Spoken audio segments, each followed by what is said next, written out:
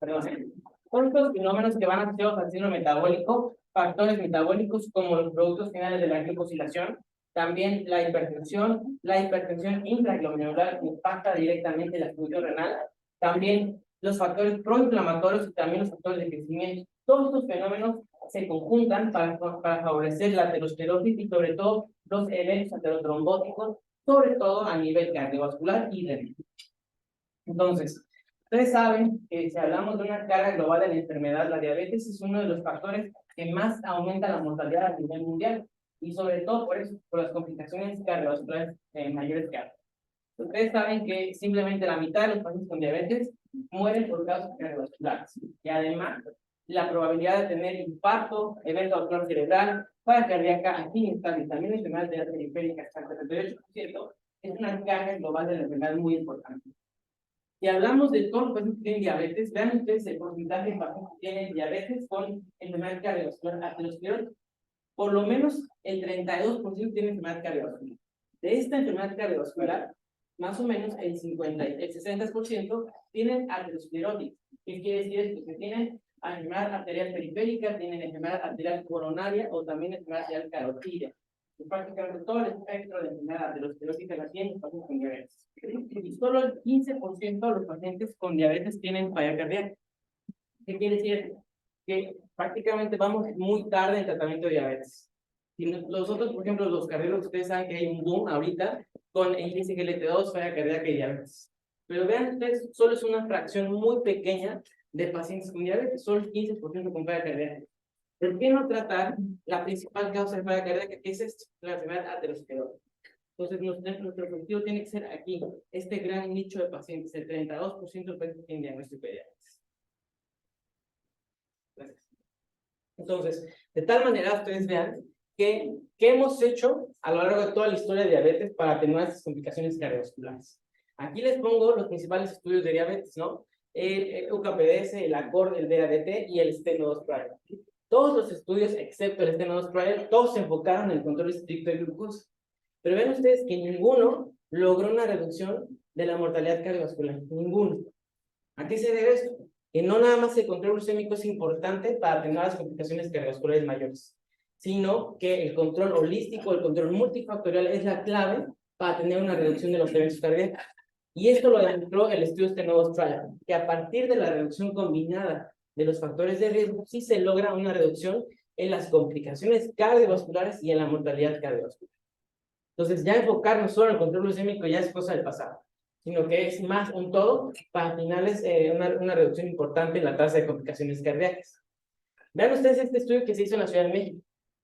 Si nos preguntamos de qué fallecen los pacientes con diabetes en México, este es un estudio muy representativo de esta población.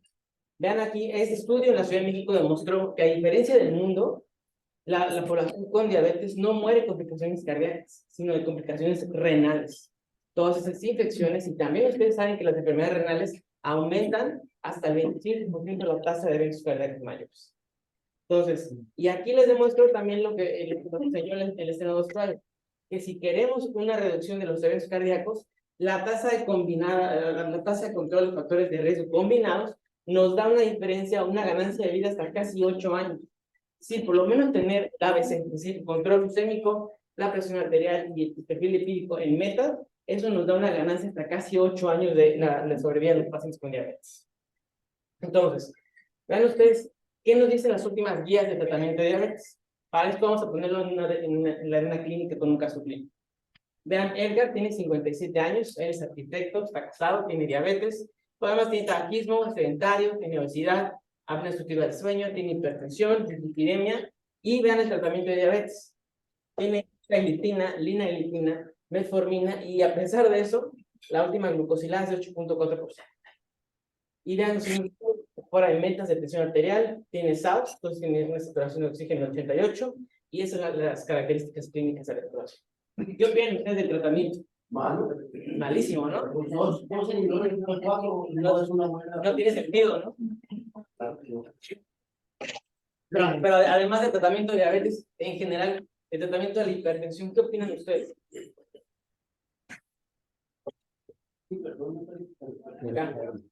El Misartán 80 cada 24. ¿Qué modificaciones harían ustedes? ¿Quién se anima? ¿Por qué está mal? ¿Qué opinan? A la hipertensiva no está controlado. Está fuera de metas y también las recomendaciones actuales siempre te dicen que empecemos con una terapia combinada para la hipertensión, ¿no? Por lo menos un caso antagonista con un YK1. ¿Algo más que ustedes detecten? ¿Qué opinan del perfil de lípidos? Bueno, más bien de la hiperlipemia. Pues la dosis es baja, tendría que tener menos riesgo metabólico para que Sí. eso tenga un verdadero impacto clínico. A priori parece que tiene alto riesgo cardiovascular, ¿no? Entonces le toca una terapia más óptima desde el punto de vista del perfil de lípidos. Pero sobre todo esto, ¿no? Todos estamos de acuerdo que la terapia normoglucemiante está pésima, ¿no? No tiene sentido una doble bloqueo de PP4. Entonces, vean los últimos laboratorios. Entonces, glucosilada 8.4, el HDL 52 y el LDL 136, con una tasa de infiltrado glomerular de 66. ¿Alguien qué modificación harían? Ustedes son residentes, ¿verdad? ¿Qué opinan ustedes? Okay. Listo. Ya tenemos el visto bueno. ¿Qué opinan ustedes? ¿De qué año son? Primero. Terminando el primero. No, ya estoy. Entran en marzo. Un año cuesta. Entran en marzo. Denle chance. Sí, sí, Pero acerca de cuál sale. de la hipertensión. Las recomendaciones actuales, como ya comentaba el doctor, son no se recomienda iniciar con una sola fórmula, sino más bien un tratamiento dual y que sea con los mecanismos de acción distintos. Okay. Entonces, de entrada es. ¿Y para diabetes? Y en cuanto a diabetes, continúan con doble tratamiento inhibidor del P4. Tampoco tendría sentido. ¿Pero tú qué modificación harías? ¿Tú qué le quitarías? ¿Qué le agregarías?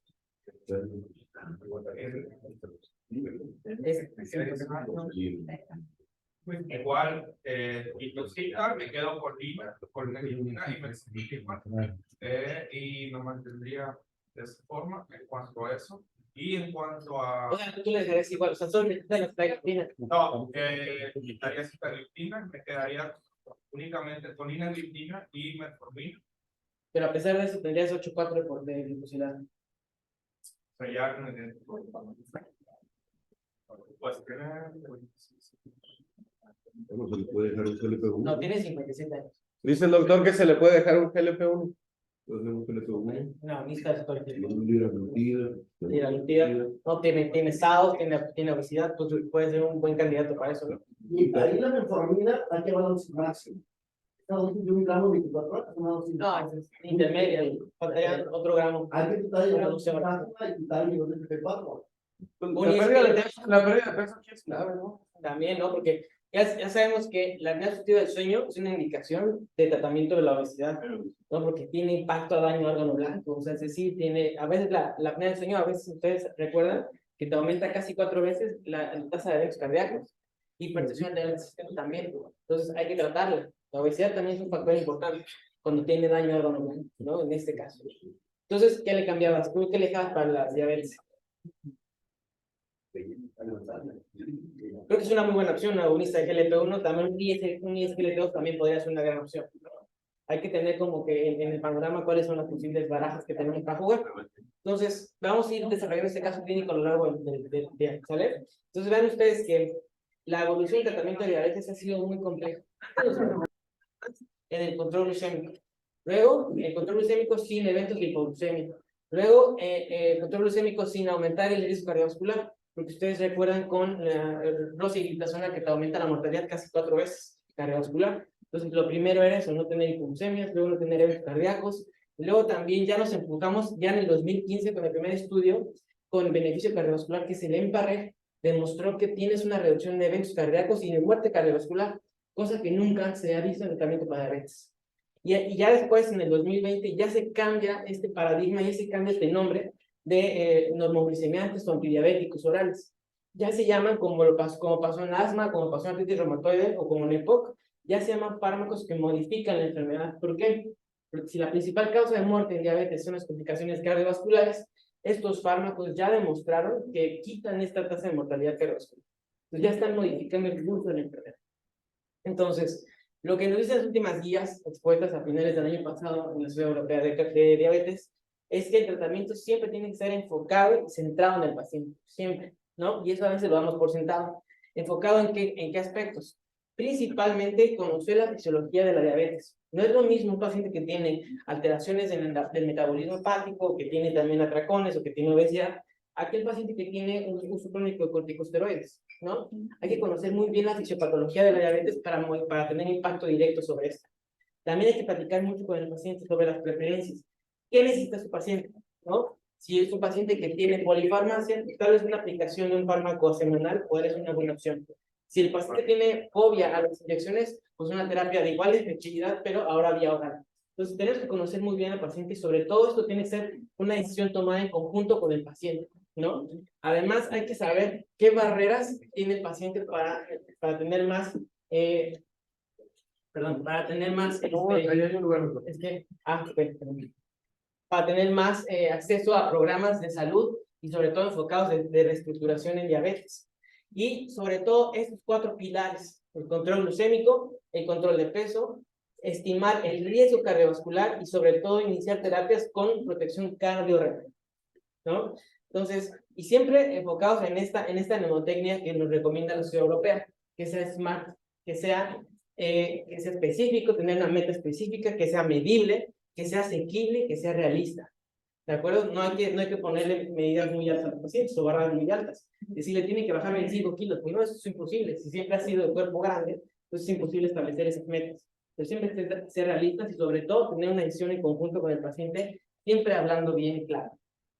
Ahora, las terapias modificadoras de la enfermedad son aquellas terapias que, como ya les comenté, modifican el pulso propiamente dicho de la enfermedad, es decir, ya no se mueren de complicaciones cardiovasculares ni renales. Entonces, nos proponen este algoritmo que sea simple, es decir, que sea muy, muy simple propiamente dicho, y que además sea una terapia siempre de combinación de manera inicial. Siempre tenemos que tener enfocados en reducir múltiples factores de riesgo, como el renal, como el cardiovascular, como la obesidad. Entonces, vean ustedes, cuando hablamos de los pilares fundamentales del tratamiento de diabetes, es decir, el control glucémico, siempre nos recomiendan que sea metformina, además de otro fármaco con gran efectividad para el control glucémico. Puede ser con o independientemente del uso de metformina. ¿Y qué nos ponen las guías? Vean ustedes que lo estratifica de acuerdo a la efectividad del control glucémico. Entonces, nos ponen efectividad muy alta para el control glucémico, efectividad alta y efectividad intermedia. La efectividad intermedia, ¿cuál es esa referencia? A los de PP4, ¿no? La efectividad alta es cualquier agonista de receptor de GLP-1 para el control glucémico.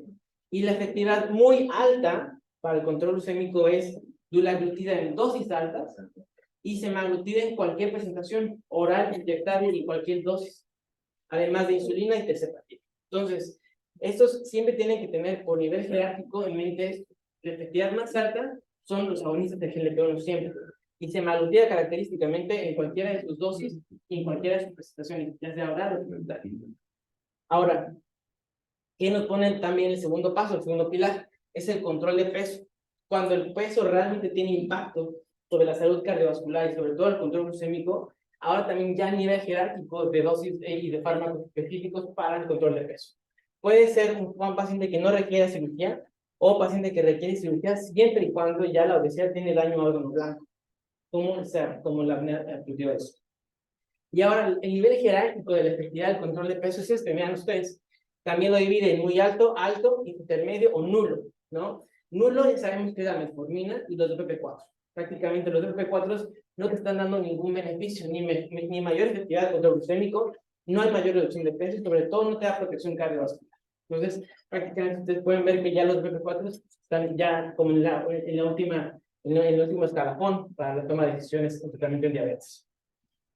El producto intermedio para la reducción de peso es cualquier agonista del receptor de GLP-1. El alto es dulaglutida y liraglutida. Y muy alto, semaglutida y tercepatida, que no hay en México, ¿no? Entonces, vean ustedes que si somos muy estrictos, un paciente con diabetes descontrolado como Edgar y además con obesidad, pues queremos la mayor efectividad porque además ya tiene riesgo cardiovascular. Entonces, los agonistas del receptor de GLP-1, en este caso semaglutida, puede ser una muy buena opción en cualquier presentación, ¿no? Siempre individualizando y siempre las características del paciente, tomando en conjunto la decisión. Entonces, esto es con base en la evidencia, ¿eh? No hay nada más que las guías que acá me publican la Sociedad Europea de Diabetes. Ahora, el tercer pilar fundamental es estimar el riesgo cardiovascular. Aquí, por ejemplo, si les pregunto, sin ventilar y evidentemente sin mi otro afán, ¿cuántos de nosotros hacemos un riesgo cardiovascular en nuestros pacientes con diabetes? ¿Qué tan frecuente lo hacemos? ¿Qué opinan ustedes? ¿Lo hacemos seguido o no? La verdad es que casi no, ¿verdad? O sea, así a priori, no importa, pues, ¿sí? Pero obviamente tomando en consideración cuáles son los elementos que te aumentan la mortalidad, casi no lo tomamos en cuenta. Entonces, las guías nos recomiendan que tomemos un estimado del riesgo cardiovascular, como quieran, pero hay que hacerlo, ¿no? Principalmente hay dos estrategias, ¿no? Dos calculadoras, la Sociedad Europea de Cardiología y la Sociedad Americana de Cardiología. Estas dos calculadoras son muy buenas, pero el chiste es estimar el riesgo como del igual, ¿no? La Sociedad Europea me inclino porque es más fenotípica, más características clínicas más que numéricas. Entonces, paciente que tiene diabetes de más de ya automáticamente es un riesgo alto.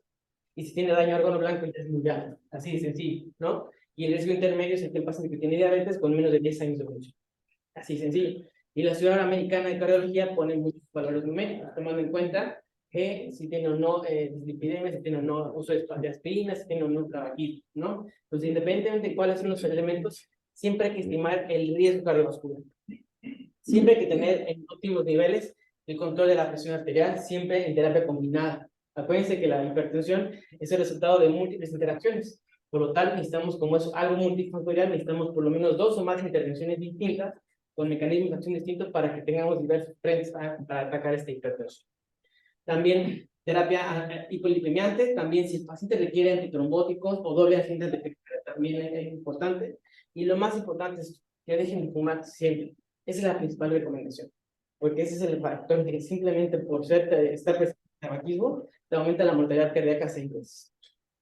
Ahora vean ustedes, Edgar, entonces, ¿cuál es el riesgo cardiovascular de Edgar? Así a priori, pues muy alto, por lo menos más de 10 años de evolución de diabetes, tiene además hipertensión, obesidad, y vean, si sacamos el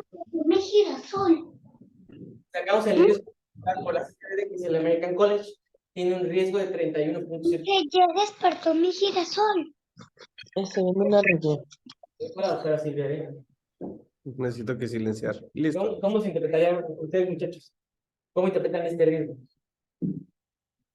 Muy alto. Acuérdense ustedes que cuando sacamos el riesgo por ACCBD, que es el American College, lo pueden tener en el celular, ¿no? Una calculadora es súper rápida, esperas 2 minutos. En esto, cuando el riesgo es menos del 7% bajo, de 7 a 11 es intermedio, bueno, es borderline. Si es de 11 a 15 es intermedio, y más de 20 es riesgo alto. Entonces, este paciente tiene muy alto riesgo cardiovascular. Entonces, tiene una tasa de eventos cardíacos de aquí a 10 años del 31.5%. Entonces, ¿cuáles son los principales problemas que tenemos que resolver en Edgar? Primero, el control glucémico, ¿no? Estamos fuera de metas, el índice de masa corporal tiene la obesidad, tiene alto riesgo cardiovascular y sobre todo también descontrol antihipertensivo. Todos estos elementos, si se juntan, evidentemente nos van a reflejar el alto riesgo cardiovascular. Y esta es la calculadora que les enseñaba, ¿no? Toma en cuenta la edad, el género, la raza y nos grafica muy bien el riesgo cardiovascular de los pacientes. ¿De acuerdo? Entonces, hay que utilizarla por lo menos una vez en cada paciente, cada vez cuando lo conocemos, ¿no? Y vean ustedes a Edgar, esto fue por el motivo que yo lo conocí. Con náusea, mareo súbito, cefalea, disfagia, dislalia, me parece que está a la izquierda y debería generalizar. Entonces, evidentemente tuvo un evento vascular cerebral, talámico, ¿no? Entonces, ya lo estaba reflejando la alta carga aterosclerótica que tenía el paciente. Y llegó con esto. Afortunadamente, es talámico, chiquito y no tuvo mayor repercusión. No se le va a quitar con el tiempo. Pero eso es lo que estamos llegando a notar a nuestros pacientes. Y desafortunadamente los conocemos ya cuando tienen eventos cardiovasculares mayores, ¿no? Automáticamente, Edgar entra ya en esta fase, ya que requiere una protección cardiorrenal más efectiva o más alta, de alta intensidad, ¿no? ¿Y qué nos ponen las guías? Nos dividen muy bien a los pacientes en 3 grupos. El paciente que tiene enfermedad renal crónica por diabetes, el paciente que tiene alto riesgo de enfermedad aterosclerótica o ya propiamente dicho enfermedad aterosclerótica establecida, y el paciente que tiene perfil clínico de falla cardíaca. Entonces, independientemente de estos 3, ven ustedes que el ISGLT2 puede ser opción cuando tiene enfermedad renal crónica por diabetes, o cuando el clínico es de falla cardíaca. Pero cuando el paciente tiene enfermedad cardiovascular establecida, aterosclerótica o simplemente alto riesgo aterosclerótico, siempre conviene iniciar con un agonista de GLP-1 en combinación con ISGLT2. Y en cualquiera de estos tres escenarios, si el paciente continúa controlado, se pueden conjuntar ambas terapias. No son mutuamente excluyentes, al contrario, es lo mejor que tenemos, ¿no? Si el paciente persiste descontrolado, se puede beneficiar de añadir, por ejemplo, el paciente que tiene falla renal, añadir un agonista receptor de GLP-1 con un ISGLT2. Y de igual manera en la falla cardíaca. Característicamente, el liraglutida es el que tiene mayor perfil de protección cardiovascular en falla cardíaca. Liraglutida, en el estudio LEADER, demostró hay una reducción en la hospitalización por falla cardíaca hasta casi 3 veces, en conjunto con ISGLT2. Ven ustedes que no son mutuamente excluyentes, al contrario, son de manera en conjunto. Ahora, vean ustedes, entonces, este es lo que les comentaba, dividan a los pacientes en 3 grupos: enfermedad aterosclerótica, falla cardíaca o enfermedad renal crónica. Y en ambos, en los 3 grupos, perdón, se conviene iniciar con un agonista GLP-1 o con un ISGLT2. Y esto es lo que decía del abordaje simple, ¿no? Siempre empezar en combinaciones de acuerdo a las características propias del paciente. Si el perfil clínico del paciente, además de metformina, es alto riesgo cardiovascular, un agonista receptor de GLP-1.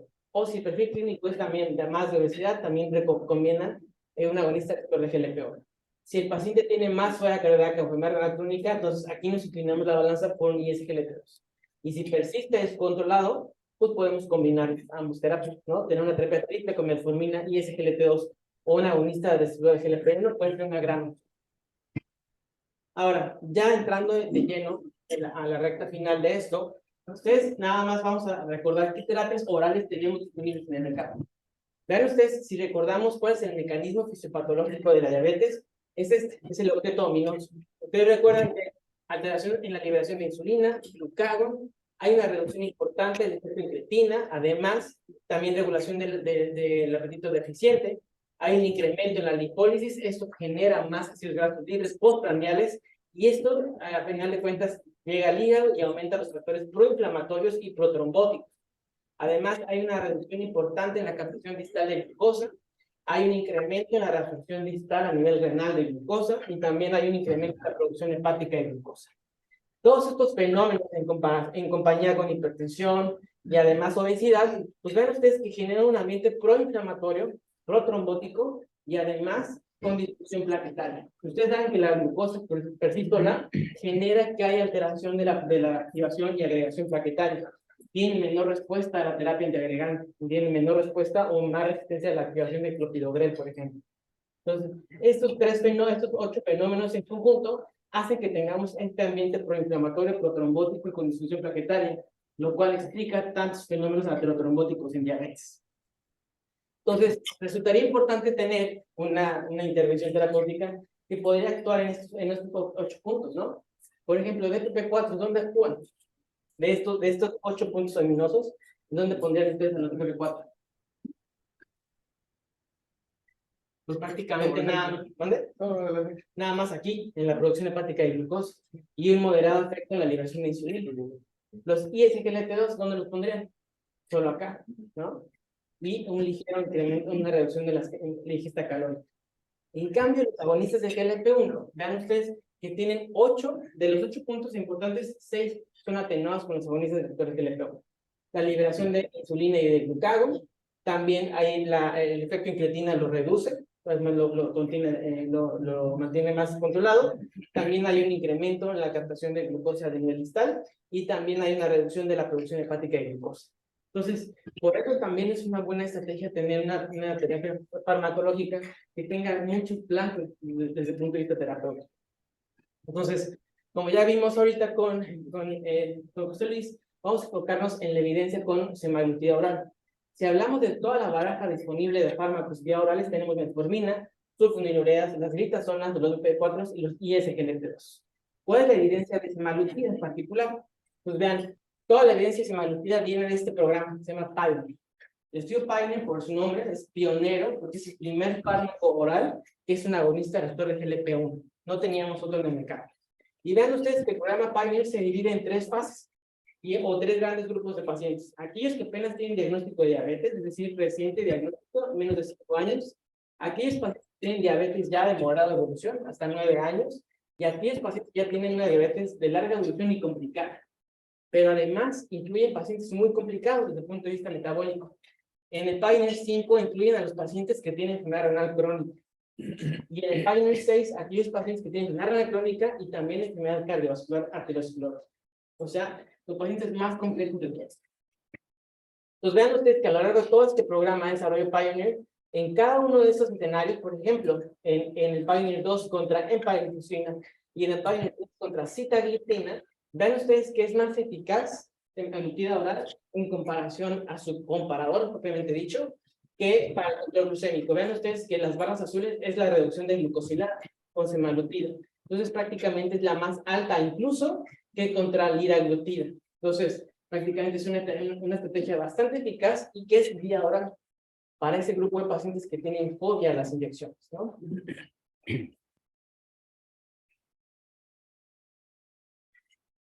Ahora, vean ustedes, cuando comparamos la eficacia contra todos los fármacos que tenemos disponibles para el control glucémico. Vean ustedes que semaglutida en cualquiera de su presentación es más efectiva que cualquier otra que fármaco vía oral, incluso que la insulina.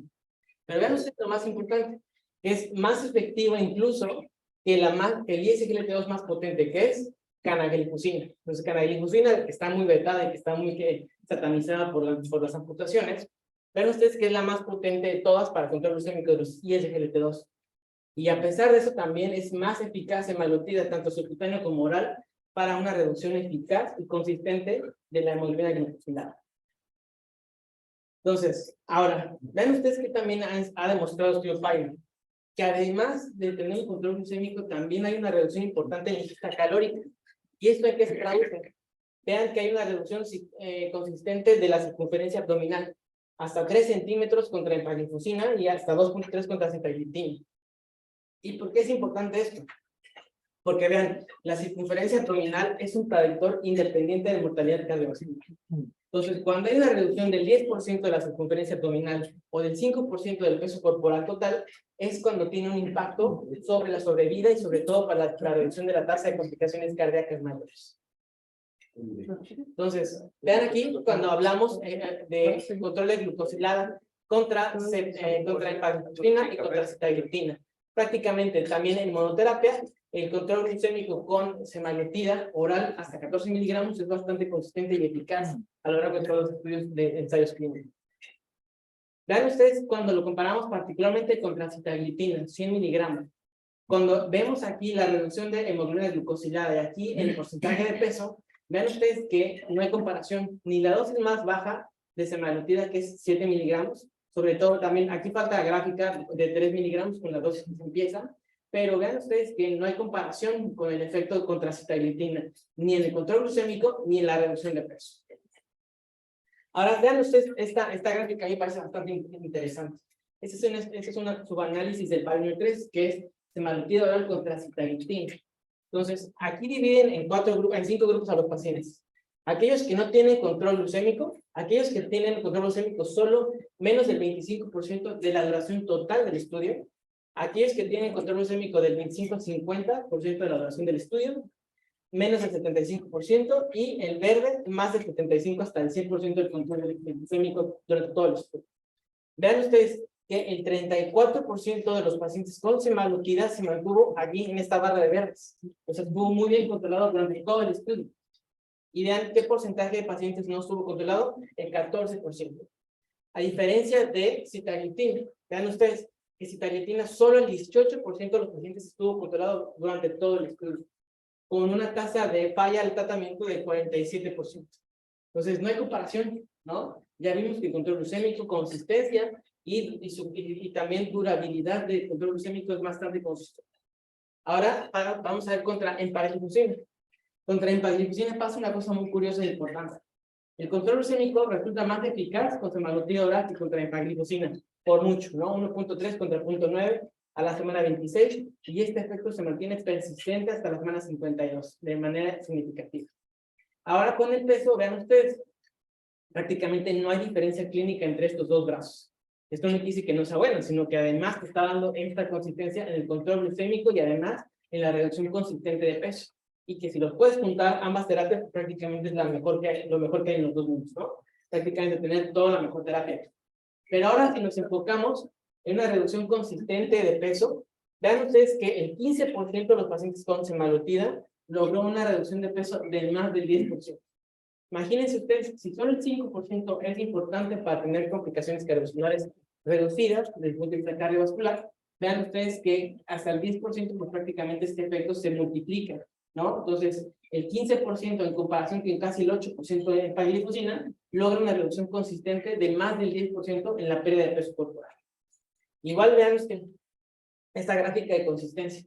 Entonces, el 42 contra el 26% de tratamiento de empaglifosina contra semaglutida, prácticamente solo el 26% con empaglifosina tuvo una buena durabilidad y consistencia en el control glucémico, en comparación con casi el doble con el 42, ¿no? Entonces, vean ustedes que también cuando se logra la triple meta, que es bajar de peso, también no tener hipoglucemias y también una reducción consistente de la glucosilada, a la semana 52 y a la 26 prácticamente resulta más importante el control que se logra con semaglutida en comparación contra empaglifosina. Ahora, ya por último, vean ustedes, ¿qué tenemos que tomar en cuenta para el control del paciente que tiene diabetes? Pues siempre tener en mente el control multifactorial, el control holístico, que es lo que sí nos va a demostrar una reducción de complicaciones cardíacas, como les he dicho todo el tiempo. Entonces, ¿por qué es importante esto? Ustedes, si les pregunto a ustedes así a bote pronto, ¿qué porcentaje de pacientes con diabetes creen que tienen terapia farmacológica óptima en México? Sí, a bote pronto.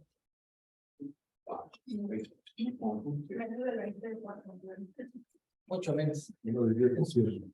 ¿Mande? Menos del 10%. El 10 es justo, ¿no? Vea usted, de la población, este estudio que se llama estudio Capsule, es un estudio de vida real que evalúa las complicaciones cardiovasculares, tratamiento y sobre todo la prevalencia de diabetes en países en desarrollo. Y ahí está incluido México, ¿no? Entonces, vean ustedes, de la población en México, casi el 37% tienen enfermedad cardiovascular establecida. Pero de esto, tú esperarías que el 100% tuvieran tratamiento efectivo, ¿no? O que tuvieran modificadores de la enfermedad. Vean ustedes, solo el 16.3% tienen fármacos con beneficio cardiovascular comprobado. Pero de estos, solo el 5% tienen ISGLT2 y solo el 1.5% de los pacientes tienen una bonita reactor de GLP-1. Entonces, ¿esto qué quiere decir? Que estamos cayendo en la inercia terapéutica, en lo mismo de siempre, como vimos con EDRA. Linagliptina más sitagliptina más metformina. Ya sabemos que eso nos sirve y lo seguimos dando muchas veces, porque somos los principales que no queremos perder tiempo en explicarle cómo se inyecta o cómo se va a titular la dosis de semaglutida. Entonces tenemos que quitarnos este chip, quitarnos la inercia terapéutica, sobre todo porque ya les presenté un caso en la vida real, que es Edgar, ¿no? Edgar cayó en la inercia terapéutica y está teniendo una complicación cardiovascular simplemente por eso. Entonces, vean, solo el 16% tienen tratamiento con beneficio cardiovascular comprobado. Y vean aquí, solo el 16% tienen ISGLT2, y vean aquí, en general, de la gente que tiene enfermedad cardiovascular, que es el verde, solo el 9.5% de toda la población tiene una agonista de GLP. Entonces, tenemos un paciente que tiene diabetes y tenemos que tener muchas intervenciones en diferentes tiempos. Uno de ellos es cuando simplemente se desarrollan los factores de riesgo. Tiene diabetes de moderado tiempo de evolución, menos de 7 años, con hipertensión y obesidad. Todo esto, si se va acumulando, va a desarrollar esto. Enfermedad aterosclerótica, aterotrombosis, infarto, o el otro perfil que tenga enfermedad renal crónica, o el otro perfil que tenga enfermedad periférica, como carotidia, o en extremidades inferiores. Entonces, ¿qué estamos haciendo ya cuando el paciente tiene este tipo de complicaciones cardiovasculares mayores? Pues para esto salió el estudio que se llama estudio Pioneer 6. El estudio Pioneer 6 es un estudio en el cual se incluyó toda esta población de gran riesgo cardiovascular, ya con complicaciones establecidas por aterosclerosis o con complicaciones por enfermedad renal periférica o enfermedad renal crónica. En este estudio se evaluó la población ya con complicaciones cardiovasculares mayores, pero se dividió en dos grupos, uno con semaglutida oral y otro con placebo. Pero ustedes saben que cuando es un estudio de riesgo cardiovascular, la seguridad cardiovascular, la palabra placebo tiene que ir entre comillas, porque es el paciente que tiene lo mejor para el tratamiento que tiene ahorita, tienen IECAS, beta bloqueadores, estatinas, aspirina, pero en comparación con semaglutida, simplemente lo único que falta, ¿no? No es un efecto de placebo nada más. Entonces, vean ustedes que en este estudio se evaluó la aparición al tiempo del primer evento de complicaciones cardiovasculares mayores, es decir, el MACE, muerte cardiovascular, infarto gol miocardio no fatal y evento vascular cerebral no fatal. Y vean ustedes que este estudio solo fue enfocado en demostrar la seguridad cardiovascular, es decir, es un estudio de muy corta duración. Entonces, de todas maneras, en este estudio se logró una reducción del 21% de las complicaciones cardiovasculares mayores, alcanzando la estadística para no inferioridad, pero no para superioridad. ¿Qué nos demostró esto? Que si agarramos todo el pool de pacientes de SUSCAIN 6, que es el estudio de seguridad cardiovascular de semaglutida subcutánea, y PIONEER 6, que es el estudio de seguridad cardiovascular de semaglutida oral, en todo el conjunto hay una reducción del triple MACE, es decir, muerte cardiovascular, MC no fatal, el infarto no fatal, del 24%. Si les pongo aquí en la mesa, ustedes recuerdan cuál es la tasa de reducción de MACE de la aspirina, ¿saben? ¿Recuerdan más o menos? La famosa aspirina. 11%. O sea, contra 24%, ¿no? Por ejemplo, las estatinas, 18%. Los YECAS o los ARAS en conjunto, 16%. Los que más reducen el MACE son los PCSK anuales, que son 22%. Entonces vean ustedes que esto entra ya al terreno del tratamiento para diabetes y con complicaciones cardiovasculares mayores de una manera consistente y sólida, independientemente de la presentación, ya sea vía oral o subcutánea. Entonces, si tenemos una estrategia que es eficaz para reducir las complicaciones cardiovasculares, pues resulta importante tener un sustrato o un racional biológicamente plausible, ¿no? De tal manera que el control glucémico no nada más es el foco de tratamiento de semaglutida. Vean ustedes que además del control glucémico, tiene dos blancos de tratamiento. Uno de ellos es el endotelio y otro el corazón. Y lo más importante es el efecto a nivel endotelial. Hay un efecto que te reduce de manera importante y consistente las especies reactivas de oxígeno. Además, aumenta la disponibilidad de GMP cíclico y además disminuye la hiperplasia de las células musculares. ¿Y con eso qué logras? Una atenuación de la reducción de la placa aterosclerótica. Además, también favorece la función plaquetaria. Si el paciente con diabetes, les decía yo, que tiene disfunción plaquetaria, también mejorar el flujo endotelial mejora sobre todo la liberación de AMP cíclico y mejora la función plaquetaria. Y además hay estudios en infartos que protegen al corazón ante la isquemia. Es decir, evita el remodelado y sobre todo mejora el cronotropismo para que no aumente el consumo mecánico de oxígeno y no aumente la isquemia. Entonces, no nada más es el control glucémico. Vean ustedes que tiene efectos directos sobre la plaqueta, sobre el endotelio y sobre la función cardíaca. Y estos no nada más en estudios murinos, sino ya también en población humana. Entonces, también demostró importante reducción de LDL, que es la más aterosclerótica de todas las moléculas, también disminución de la tensión arterial hasta 7 milímetros de mercurio, y de manera importante, esto no es o es independiente a la reducción de peso. O sea, bajas 7 milímetros de mercurio independientemente del control glucémico y a la reducción de peso. Y también, junto con esto, hay una reducción hasta el 37% de la PCR, que te habla de inflamación endotelial. Es el reflejo de todo el efecto a nivel endotelial, ¿no? Entonces, vean ustedes que de manera conjunta semaglutida te reduce la glucosilada de manera consistente. Reduce también hasta 7 milímetros de mercurio de la presión arterial sistólica. También disminuye las moléculas más ateroscleróticas que son las ApoB y las VLDL, y también te disminuye el peso. De tal manera que, tomando en cuenta estos 5 efectos, pues prácticamente tiene una reducción importante de la tasa de eventos aterotrombóticos de manera significativa. Y esta es la explicación clínica de todos los resultados del PIONEER 6, que disminuye la tasa de MACE, de mortalidad cardiovascular sobre todo. Entonces, ya como podemos ver, con semaglutida, pues tenemos un perfil clínico bastante importante en el PIONEER 5, en todo el programa PIONEER nos demostró eso. Simplemente PIONEER 1, en pacientes que apenas tienen diabetes de muy corta evolución, menos de 3 años, y que solo tienen factores de riesgo. Ya incluimos estos pacientes. En el PIONEER 5, incluyen pacientes que tienen enfermedad renal crónica, y en el PIONEER 6 incluyen pacientes con todo este perfil clínico de aterosclerosis. Entonces tenemos prácticamente toda la gama de pacientes con diabetes cubiertos con semaglutida, ya sea inyectable, ya sea vía oral, y con una eficacia consistente de 24% de reducción de MACE.